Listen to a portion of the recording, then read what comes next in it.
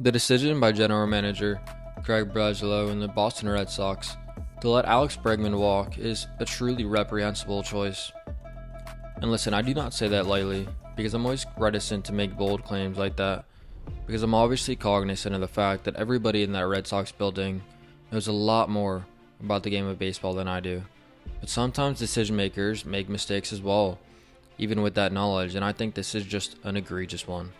But you know what's not egregious? All of you 22 humans who are subscribed, because I appreciate y'all. As for when they traded their superstar, future Hall of Famer Rafael Devers, who had a decade left on his contract, and even if you agree with that decision to move on from Devers because of his lack of defensive capability, his work ethic, his ability to stay in shape, whatever, fine. But you can't then let the person you signed to replace him walk out the door after only 144 games donning your uniform and not have a ready replacement, and that's exactly what they did. Secondly, the 5-year $175 million pact Alex consummated with the Chicago Cubs is by no means outlandish. Does it shatter the previous high for a third baseman, which was set lastly by Matt Chapman at just $25 million? Sure, but that needs context. Alex and Matt are essentially the same superb defensive player. They, along with Nolan Arenado and Manny Machado, have been atop the charts for years now defensively. However, the difference is Alex posted an .821 OPS with his bat last year, as Chapman posted a measly .770. Alex is also a proven playoff commodity, with his career 19 homers, which ranks among the best third basemen of all time, and we all know about his heroics he's displayed with the Astros. Chapman has none of that. The two offensively are just not comparable, and in an offensively bereft league right now, with pitching being so prominent, the value of Alex's glove, coupled with his bat, is just enormous, which whereby makes his contract reasonable. And by the way, keep in mind, the Red Sox saved over $270 million by flipping Devers. So you're telling me you couldn't have allocated 55% of that, a little over that, to sign Bregman? You'd still have saved a boatload of money to shell out to pitching or other areas of need to supplement your team, and still have a phenomenal third baseman in Alex. Thirdly, the Red Sox are supposedly a big market team, right? There's still jokes laced about with the Mookie Betts trade, where Alex Verdugo was the big piece in return, and Mookie has since not won one, not two, but 3 World Series.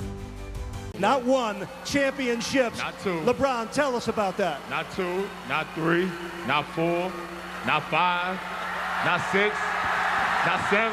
And the reasoning for flipping the star player, well, just money. And then a half decade later, you yet again trade your franchise player to save money, endeavors and fail to replace him because of unwillingness to spend yet again. It's just a horror show if you're a Red Sox fan, and I do get it's 2 completely regimes, with Heimblum being the previous one and now Craig Breslow, as previously alluded to, but it's the same ownership, and the fans don't care. It's the same pain.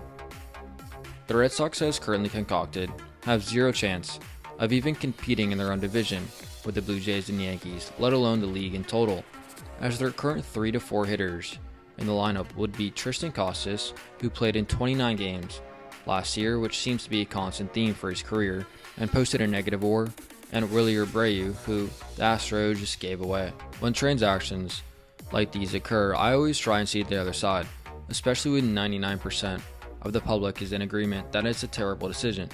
I always try it and find the rationale behind the 1%, and in this scenario, I truly just cannot. An olive branch I would lend to them, however, would be if we heard in the coming days Alex just did not want to sign, no matter what the dollar amount was, but that report has yet to surface, and I strongly surmise it won't, as we're all humans, and I get we would all have a price tag, and by all reports prior to that, he loved it there.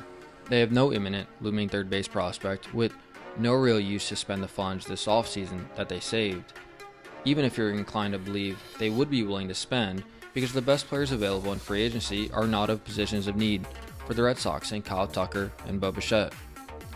Unless they're playing some 8-dimensional chess where they have a litany of moves up their sleeves a year or 2 from now that will make this Bregman spurning immaterial, the venom coming the Red Sox way is just totally justified, because right now they look like a small market team that's incompetent. But hey, at least you got your Patriots, and yet another decade run with a star quarterback. Help me polarize, help me polarize, help me down. If you like this video, consider commenting, liking, sharing with a friend, and subscribing.